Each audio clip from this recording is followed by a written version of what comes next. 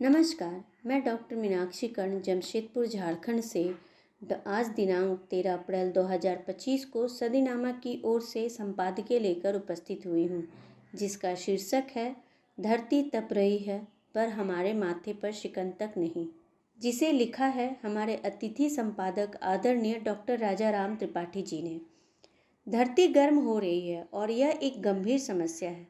जलवायु परिवर्तन के कारण पृथ्वी का तापमान बढ़ रहा है, जिससे गंभीर समस्याएं पैदा हो रही हैं। धरती तप रही है और इसका कारण है जंगलों का विनाश। आदिवासी समुदाय जंगल के साथ साथ अपनी आजीविका, सांस्कृतिक पहचान और जीवन शैली को बचाने के लिए जंगल को बचाने का प्रयास कर रहे हैं। उन्हें सरकार और अन्य लोगों से भी समर्थन चाहिए ताकि वे जंगल को बचा सके और एक स्थायी जीवन जी सके। इसी को लेकर आज हमारे संपादक महोदय जी धरती तप रही है पर हमारे माथे पर शिकन तक नहीं लेख लिखा है। तो देखते हैं डॉक्टर राजा राम त्रिपाठी जी ने क्या लिखा है। प्रस्तुत है आज का संपादकीय। अबुझमाड़ के आदिवासी जहाँ जंगल बचा रहे हैं, हम एसी में जलवायु जलते देख रहे हैं। कैलेंडर के पलटते के पन्नों के साथ ही भारत स्नेह स्नेह तापमान की भट्टी ही नहीं, एक चलती फिरती रोटिसरी में बदल चुका है, जिसमें आम आदमी ही नहीं, संविधान, विकास और लोकतंत्र तक उल्टे लटकाए जा चुके हैं धीमी आंच पर, हीट वेव की चुपचाप सुलगती आग में। विकास की हमारी गगनचुंबी गाथाएं अब धुएं में लिपटी लाशें बन चुकी हैं, जिन्हें हर साल तापमान के रजिस्टर में दर्ज किया जाता है। भुज के 44.5 डिग्री के रूप में, तो कभी राजस्थान के 45 डिग्री के ताप यज्ञ में आहुति देते हुए। भारतीय मौसम विभाग के मुताबिक अप्रैल जून के बीच उत्तर पश्चिमी भारत में सामान्य से 5 से 8 गुना ज़्यादा हीटवेव के दिन देखने को मिल सकते हैं। दिल्ली का पारा जब बसंत के अंतिम दौर में ही 42 डिग्री को चूम रहा हो और गांव में बिजली 4 घंटे भी न मिल रही हो, तब यह सिर्फ मौसम नहीं बिगड़ रहा, यह पूरी व्यवस्था की पोल खोल रही है। धर्मो रक्षति रक्षति के लगातार रटंत के बावजूद, परंतु हमने न तो धर्म को बचाया न ही प्रकृति को, और अब दोनों ही बदले की मुद्रा में खड़े हैं। यह कोई साधारण गर्मी नहीं है, यह ग्लोबल वार्मिंग के उस फुफकारे नाक का पहला विषय, जिसे हमने खुद अपने औद्योगिक लालच से, जंगलों की कटाई से और मुनाफाखोर विकास के नाम पर जल जंगल जमीन का चीरहरण कर बुलाया है। 2024 का साल भारत के इतिहास में 1901 के बाद का सबसे गर्म साल था, लेकिन यह केवल एक आंकड़ा नहीं है, यह एक अशुभ संकेत है। इस बार मार्च में ही कई राज्यों में तापमान 40 डिग्री को पार कर गया और अब अप्रैल में मौसम विभाग साफ कह रहा है कि अगले एक सप्ताह में उत्तर पश्चिम भारत के कई हिस्सों में तापमान 3 से 4 डिग्री तक बढ़ सकता है। पश्चिमी विक्षोभ की थोड़ी बहुत फुहार राहत नहीं, भ्रम है। भारत जैसे देश, जिसकी रीढ़ आज भी खेती है और खेती का आधार आज भी वर्षा है और वर्षा का आधार पर्यावरणीय संतुलन है, वह देश आज सबसे अधिक संकट में है। फसलें समय से पहले सूख रही है या समय से पहले पक रही है। यह सिर्फ उत्पादन नहीं घटा रहा, यह किसानों की उम्मीदें, आत्माएं और भविष्य को भी राख में बदल रहा है। गर्मी जितनी बढ़ रही है, बीज उतने ही कमज़ोर हो रहे हैं। मिट्टी की नमी चुराई जा रही है और सिंचाई की लागत आसमान छू रही है। एक ओर हीट वेव की मार, दूसरी ओर बिजली की मांग में 9 से 10% की बढ़ोतरी। ग्रिड की क्षमता जवाब दे रही है, ट्रांसफार्मर पिघल रहे हैं और गांव में बिजली की आंख मिचौली बढ़ रही है। और ये सब तब हो रहा है जब हम केवल अप्रैल की दहलीज पर खड़े हैं। मई जून का दावानल तो अभी बाकी है। Nature provide enough to safety every man's need, but not every man's greed. Mahatma Gandhi की यह बात आज सत्य से भी आगे की प्रतीति देती है।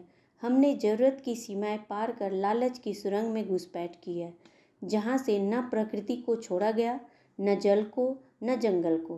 परिणाम स्वरूप अब नदियां सूख रही है, पहाड़ दरक रहे हैं और ग्लेशियरों का रोना हमें सुनाई नहीं दिखाई दे रहा है।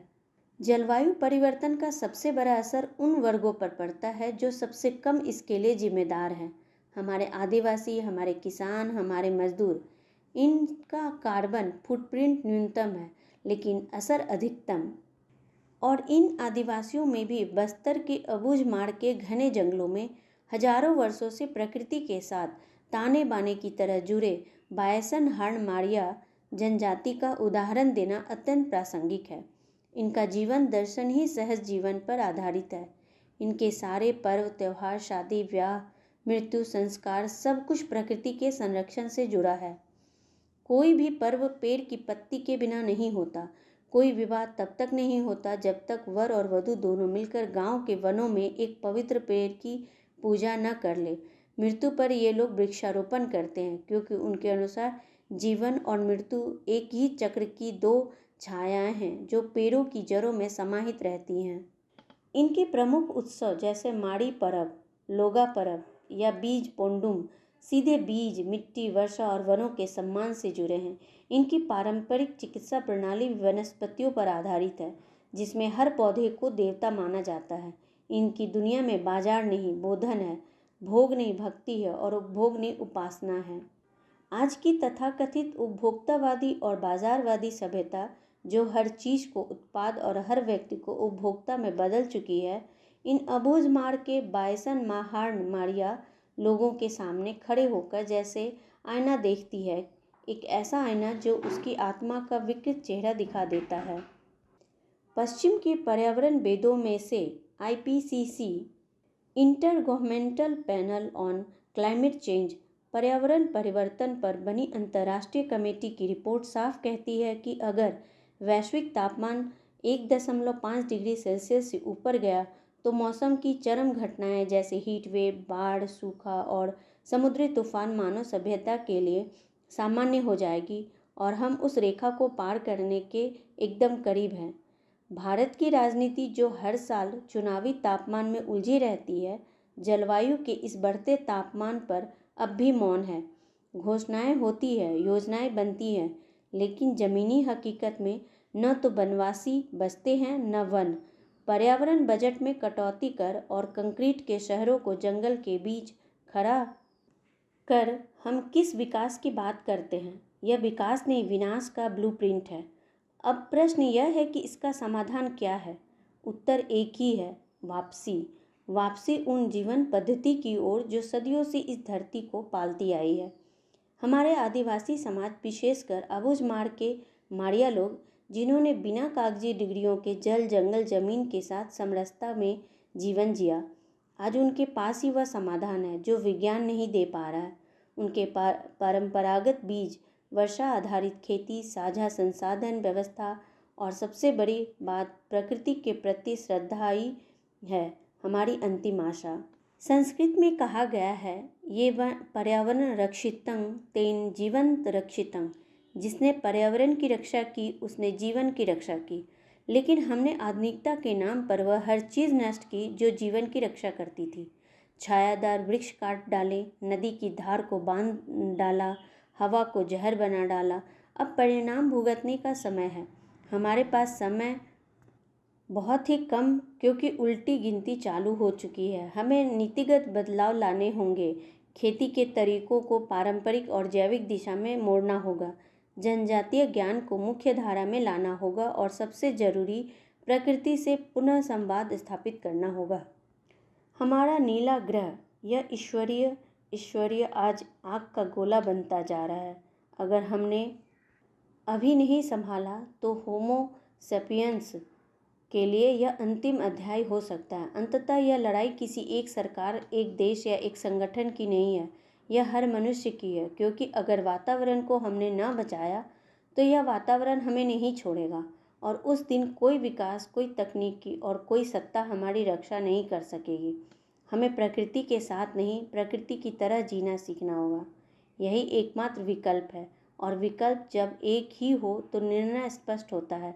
अब भी वक्त है, नहीं तो अगली गर्मी शायद आखिरी चेतावनी न होकर अंतिम प्रलय बन जाएगी। तो ये है हमारा आज का संपादकीय। कल फिर लौटूंगी नए विषय, नए संपादकीय के साथ। तब तक के लिए मैं विदा लेती हूँ। नमस्कार।